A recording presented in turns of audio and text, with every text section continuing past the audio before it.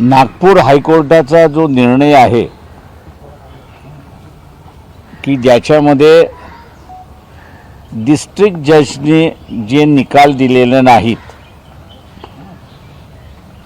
त्यांच्या संदर्भातला जो निर्णय घेतलेला आहे की ते पोस्टपोन मतदान तिथलं जे पोस्टपोन करण्यात आलेलं आहे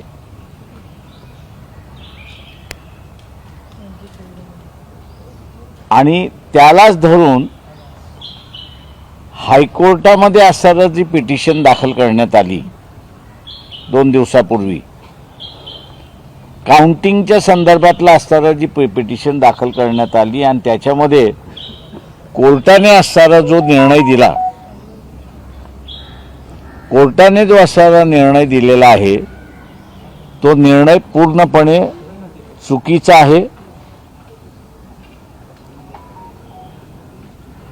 आहे अधिकार नसताना दिलेला निर्णय आहे आणि त्यामुळे आता एक नवा पेच निर्माण झालाय अशी असणारी परिस्थिती आहे। संविधानातलं कलम आर्टिकल 243 ओ ए प्रमाणे म्हणजे 1 प्रमाणे कुठल्याही कोर्टाला हस्तक्षेप करता येत नाही जोपर्यंत इलेक्शन प्रक्रिया पूर्ण होत नाही तोपर्यंत। मागच्याच आठवड्यामध्ये सिम्बॉलच्या संदर्भातला चीफ जस्टिस मुंबई हायकोर्ट यांच्या समोर मीच स्वतः उपस्थित होतो। न्यायाची बाजू आहे हे कोर्टाने मान्य करूनही 243 ओ प्रमाणे इलेक्शन सुरुवात झालेलं आहे आणि इलेक्शन सुरुवात झालं असल्यामुळे आम्ही हस्तक्षेप करत नाही असा 1 आठवड्यापूर्वीचाच निर्णय हा चीफ जस्टिसच्या बेंचने दिला अशी असणारी परिस्थिती आहे। नागपूरला बसणारे जे डिव्हिजन बेंच आहे त्यांनी उद्याची असणारी काउंटिंग म्हणजे 3 तारखेची असणारी काउंटिंग ही त्यांनी पुढे ढकलण्याचा जो निर्णय घेतलेला आहे हा निर्णय मी जसा म्हणालो चुकीचा आहे, कायद्याच्या कक्षेमध्ये बसत नाही आणि जजेसना त्या संदर्भातला अधिकार दिलेला नाही अशी असणारी परिस्थिती आहे। 243 ओ 2 हा जो हे जे कलम आहे यामध्ये विधानसभेला निर्णय करण्याचा अधिकार आहे असं संविधान त्या ठिकाणी असताना म्हणते। या अधिकाराला धरून सिम्बॉल वाटप होण्याच्या अगोदरपर्यंत जिल्हा सत्र न्यायालयाला म्हणजे डिस्ट्रिक्ट कोर्टला फक्त अधिकार देण्यात आलेले आहेत। कुठल्या प्रक्रियेला तर सिम्बॉल वाटप होण्याच्या अगोदरची जी प्रक्रिया आहे त्या प्रक्रियेच्या संदर्भात तर डिस्ट्रिक्ट कोर्टाला अधिकार दिलेला आहे की ते निकाल देऊ शकतात अशी परिस्थिती आहे, पण हायकोर्टाला कुठलाही निर्णय घेण्याचा अधिकार दिलेला नाही असा एक प्रश्न आहे त्या ठिकाणी आहे। त्याच्यामुळे हा निर्णय चीफ जस्टिसने स्वतःहून सुमोटो पद्धतीने ती अख्खी ब्रीफ बोलवावी आणि पुन्हा हिअरिंग करून तो निर्णय उठवावा अशी मागणी वंचित बहुजन आघाडीच्या वतीने केल्या जात। जो कॉन्स्टिट्यूशनल डेडलॉक होणार आहे त्या संदर्भातला आता मी उल्लेख असा करतोय की आपल्या सगळ्यांकडे 4/11/2025 हे जे राज्य निवडणूक आयोग महाराष्ट्र यांचं नोटिफिकेशन जे आहे ते आपल्याकडे आलेलं असेल। शेवटचा मुद्दा त्याच्यातला 10वा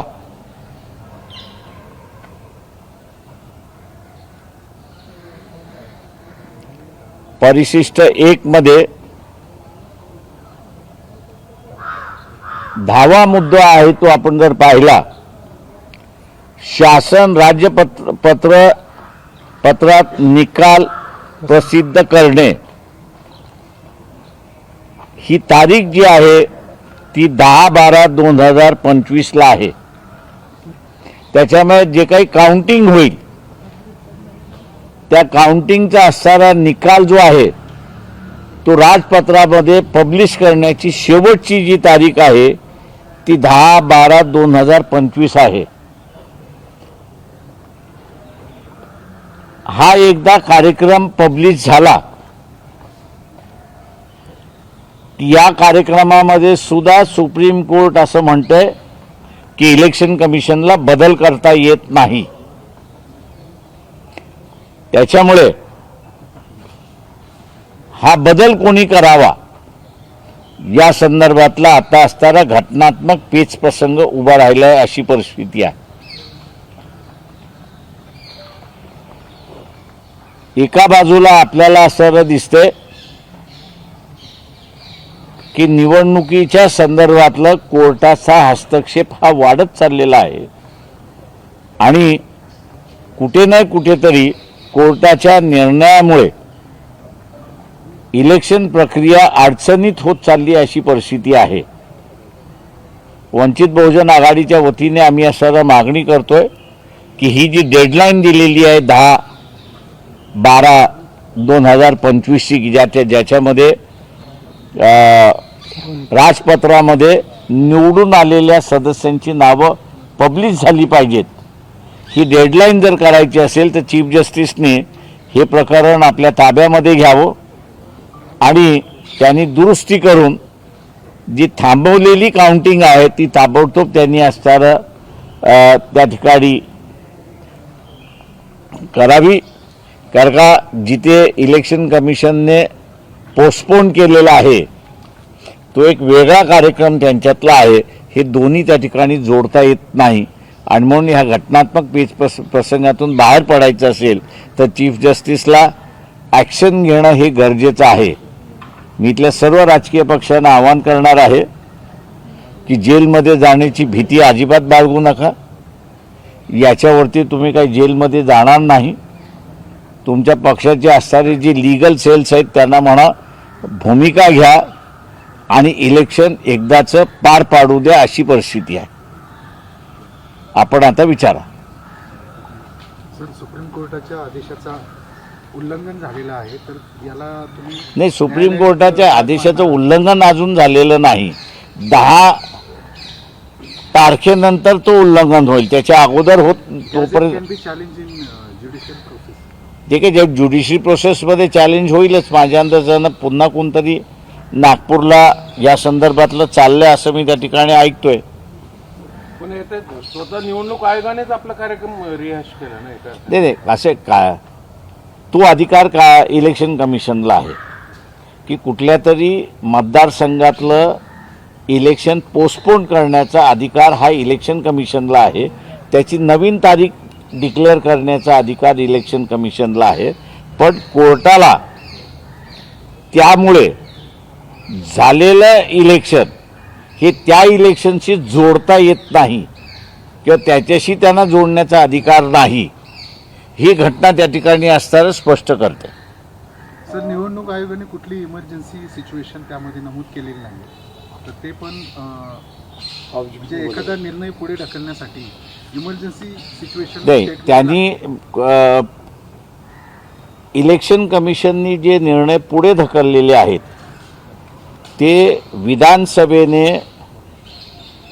मी जसं म्हटलं की सिम्बॉल वाटप होण्याच्या अगोदरची जी प्रक्रिया आहे त्याच्या संदर्भातलं विधानसभेने पिटिशन हिअर करण्याचा निर्णय देण्याचा अधिकार डिस्ट्रिक्ट कोर्टाला दिलेला आहे. तेव्हा ज्या ह्याच्यामध्ये डिस्ट्रिक्ट कोर्टामध्ये निकाल झालेला नाही त्याच्याच संदर्भातलं त्यांनी असताना पोस्टपोनमेंट केलेलं आहे आणि तो पोस्टपोनमेंट करणं हे इलेक्शन कमिशनच्या अधिकाराखाली आहे. हा कायद्यामध्ये तरतूद आहे. ती एक असा पण प्रश्न निर्माण होतो आहे की स्थानिक स्वराज्य संस्थेच्या निवडणुका या निवडणूक आयोग रितसर पद्धतीत घेऊ नाही शकली तर विधानसभेच्या निवडणुका कशा झाल्या असतील असा एक मोठा प्रश्न सातत्याने सोशल मीडियावरती बाकी राजकीय देखील उचलतात. मान्य आहे मला. मी सरकारच सगळं ऑपरेट करतो आयोगाला असं आहे. आणि दुसरीकडे स्वतः सरकार देवेंद्र हायजॅक फडणवीस करते निवडणूक असं यांचं एकंदरीत स्पष्टीकरण आलंय की ते सुद्धा निवडणूक आयोगाच्या या सगळ्या प्रक्रियेवर कुठेतरी नाराज असे तुम्ही सगळेजण असताना नागपूरची असणारी ही पोस्टपोन करण्याची पिटिशन कोणी दाखल केली? तो उमेदवार सुद्धा भारतीय जनता पक्षाचा आहे ना. ह्यांनी करायचं रडायचं आणि मी करायचं मारल्यासारखं अशीच अवस्था आहे. जिथं जिथं निवडणुका काल पार पडल्या ते 10 तारखेच्या आत व्हावं अशी आपली मागणी आहे. त्याच्याशिवाय तुम्हाला पब्लिश करता येणारच नाहीये. 21 तारखेची जी तारीख दिली 21 तारखेला त्याला असं त्या 21 तारखेच्या काउंटिंगला काहीच महत्व राहत नाही. मी आता आयोगाने परवा दिवशी जे नोटिफिकेशन काढलं ते इलिगल आहे म्हणायचं. चुकीचं आहे म्हणजे चुकीचं आहे काय त्यांनी नोटिफिकेशन काढलेलंच नाहीये. काढलं नाही. 21 तारखेपर्यंत पोस्टपोन जे राहिलेल्या जागा जे आहेत राहिलेल्या जागांचं झाले का एक लक्षात घ्या. तुम्ही मिक्स करताय. त्यांचं नोटिफिकेशन राहिलेल्या जागांचं आहे. हो झालेल्या जागांचं आहे का? नाही इश्यू झालेल्या जागेंचं आहे. जे आयोगाला म्हणजे जे दहाच्या काल अगोदर मतदान करावंच झालेलं लागणार आहे आहे. त्याचं counting व्हावं अशी मागणी करताय का एक तर माझं म्हणणं असं आहे त्याच्यामध्ये की निवडणूक आयोगाने असणारा स्वतःहून कोर्टामध्ये जावं की तुम्ही जे काही काउंटिंग पोस्टपोन केलेली आहे ती चुकीची आहे. मी जसं म्हटलं की एक इलेक्शन कमिशननीच स्वतःहून जाऊन की आमचं मतदान आम्हाला मोजू द्या. जे पोस्टपोन केलेलं आहे त्यांचं ज्यावेळेस होईल त्यावेळेस होईल. सर हा जो गॅप आहे म्हणजे 20-21 तारखेला जी काही मतमोजणी होणार आहे या दरम्यानच्या काळामध्ये काही धांदली होण्याची शक्यता किंवा भीती वाटते? माझा आपल्या सगळ्यांना असणारा एक प्रश्न आहे की मुख्यमंत्री देवेंद्र फडणवीस यांना असणारा तुम्ही विचारा की EVM-मध्ये वापरण्यात आलेली चिप हिचं मॅन्युफॅक्चरर कोण आहे? तो मॅन्युफॅक्चरर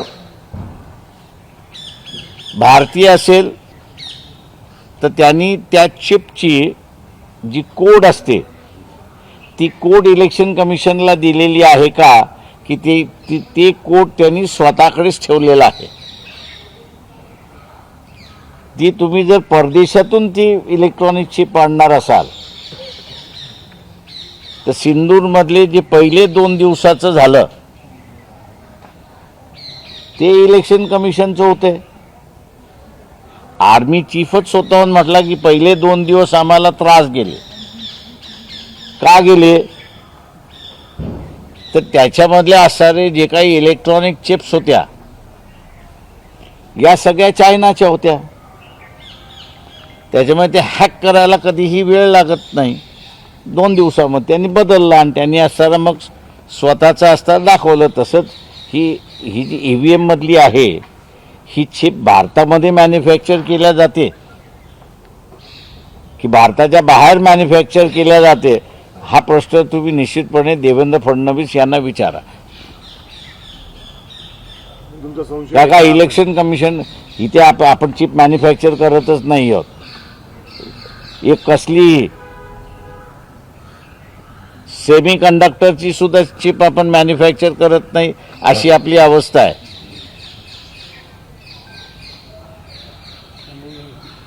टॅम्परिंग होतंय थोडक्यात. पूर्ण टॅम्परिंग आहे. टॅम्परिंग मी गेले 20 वर्ष टॅम्परिंगचा असताना आरोप करतोय. एका केसमध्ये ज्यावेळेस टॅम्परिंग सिद्ध करणार असं आलं लॉर्डशिप पृथ्वीराज चव्हाण यांच्यासमोर त्यावेळेस इलेक्शन कमिशनच्या वतीने असणारा नाही याचा अर्ज दाखल करण्यात आला की या केसमध्ये काही दम नाही, डिसमिस. आणि रिटर्निंग ऑफिसर त्या केसमध्ये ॲडमिशन देतो आहे की मला ही चिपबद्दल काहीच कळत नाही. कागद येतात मी सही करतो. जिल्हा परिषद कोर्टासमोर तो मार्ग काय निवडणुका ज्या आहेत त्या 2 चांगल्या टप्प्यात घ्या घटनात्मक असं केस म्हटलं जातंय तर ते 2 टप्प्यातल्या निवडणुका परवडणार आहेत. तो निर्णय इलेक्शन कमिशनने घेतला पाहिजे असं माझं म्हणणं असं आहे की पहिल्यांदा त्यांनी सांगावं त्यांच्याकडे ॲडिक्वेट EVM आहे का हे दोन टप्प्यामधल्या ज्या चर्चा आहेत त्या एक ह्याच्यासाठी आहे की जसं आता आपण बघितलं की ह्या इलेक्शनमध्ये त्यांच्याकडे व्हीव्हीपॅट नाही, जाहीरच केलं ते. त्यांनी जाहीरच केलं. त्याच्यामुळे असणारं 2 टप्प्यामध्ये घ्यायचं म्हटलं म्हणजे त्यांच्याकडे EVM नाहीत. मला अजूनही कळत नाही आहे की इथले सगळे जे विरोधी पक्ष जेलमध्ये जाण्यापासून जे घाबरतात आहेत ती सगळेजण एकत्र येऊन तुमच्याकडे EVM नाही तर बॅलेटवरती घ्या ना. हे बॅलेटवरती आणण्याची संधी असताना सुद्धा जेलमध्ये जाण्यापासून वाचावं म्हणून सोडतात ते. भीमा कोरेगाव आयोगापुढे तुम्ही उद्धव ठाकरेंना अटक वॉरंट काढावा अशी मागणी तुम्ही केलेली आहे, पण ते आयोगाला तसे अधिकार आहेत का अटक वॉरंट काढण्याचे? आयोगाला कुठलेही डॉक्युमेंट्स महत्त्वाचे वाटतात त्यांना समन्स करण्याचा अधिकार आहे. समन्स बजावून जर ते आले नाहीत तर वॉरंट काढण्याचा अधिकार आहे आणि पोलिसाला डायरेक्शन देण्याचा अधिकार आहे की त्याला उचला आणि माझ्यापुढे घेऊन या. शिक्षा देण्याचा अधिकार नाही. पण म्हणजे सातत्याने तुम्ही आयोगासमोर जाताय, तुमची बाजू मांडताय, पण ना शरद पवार आले ना उद्धव ठाकरे येत आहेत. हे म्हणूनच आम्ही असं म्हटलंय की दुसरी बाजू समोर आणायची असेल तर हा त्याच्यातला भाग आहे. माझं म्हणणं असं आहे. ठीक आहे, थँक्यू. साहेब, नांदेडमध्ये जे प्रकरण थँक्यू. सर हिंदीमध्ये एकदा.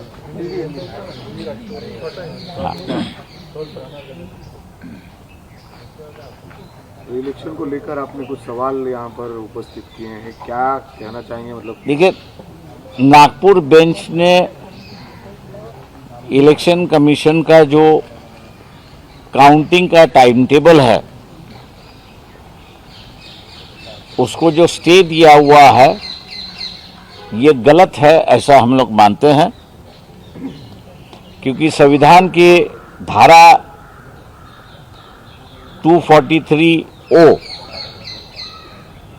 ये कहती है कि इलेक्शन प्रोसेस एक दफ़े शुरुआत हुआ तो कोई भी कोर्ट उसमें इंटरफेयर नहीं कर सकता है. यहाँ तो इलेक्शन प्रोसेस कंप्लीट हुई, काउंटिंग का ही बाकी था, तो कोर्ट ने कहा कि उसको स्टे करिए. सवाल यह है कि ये अधिकार कोर्ट के पास है या नहीं है, तो हम लोग कहते हैं ये नहीं है.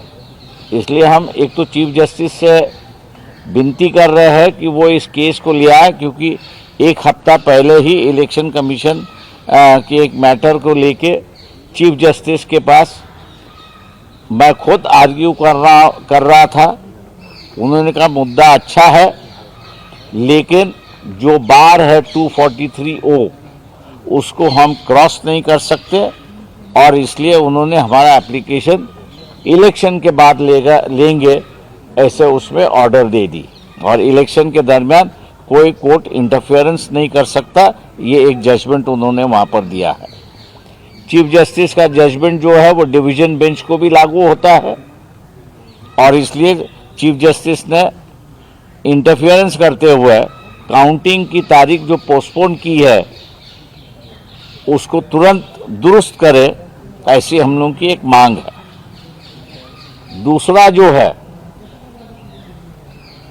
कि 4 तारीख को नवंबर के जो नोटिफिकेशन निकला, उस नोटिफिकेशन में एनेक्सर ए 10वां कॉलम जो है उसमें उन्होंने ये कहा कि जितने जीते हुए नगर सेवक है, काउंसिलर्स है, उनकी लिस्ट 10/12/2025 को पब्लिश होनी चाहिए.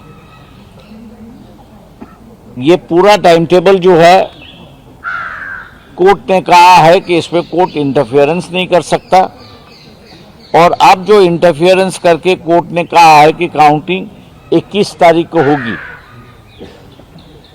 एक संवैधानिक सवाल यहाँ पे पैदा होता है कि नोटिफिकेशन 10 तारीख को होनी चाहिए, काउंटिंग 21 तारीख को होगा.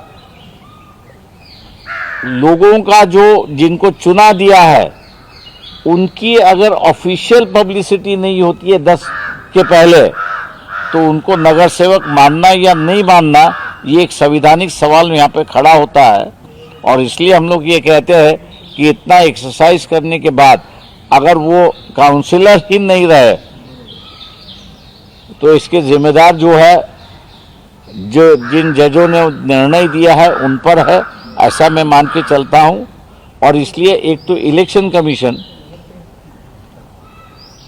महाराष्ट्र इलेक्शन कमीशन है, वो खुद या चीफ जस्टिस खुद सुमोटो जो है इस पिटीशन को अपनी तरफ ले ले और जो दुरुस्त करना है उसको तुरंत दुरुस्त करे, ऐसी हम लोग मांग कर रहे हैं वंचित बहुजन आघाड़ी से। चल बाकीचे नको ना? बाकीचे नाही। एक फक्त अतिवृष्टीचा प्रश्न आहे. थँक्यू। चीफ जस्टिस असंही म्हटलं होतं की हे सगळे प्रकरण माझ्याकडेच घेतो. एक दुसरं ऍड करतो फक्त त्याच्यामध्ये, हिंदी मराठी दोन्ही याच्यामध्ये, चीफ जस्टिसची एक जनरल ऑर्डर आहे आणि चीफ जस्टिसची जनरल ऑर्डर अशी आहे की इलेक्शन रिलेटेड मॅटर्स जे आहेत सगळ्या लोकल बॉडीजच्या, या सगळ्या चीफ जस्टिसचा बेंच स्वतःहून हिअर करेल. उरलेलं कोणीच त्या ठिकाणी हिअर करणार नाही. तेव्हा हा जो chief justice master of roster system असतो, त्यांचं जे व्हायोलेट केलेलं आहे ऑर्डर्स, ज्या जजेसनी व्हायोलेट केलेलं आहे त्यांच्या विरोधातली कारवाई होणार की नाही, हा एक प्रश्न त्या ठिकाणी उपस्थित राहतो. जनरल ऑर्डर्स आहेत त्या, आणि म्हणून त्याच्यावरती हे करावं असं आमची विनंती आहे.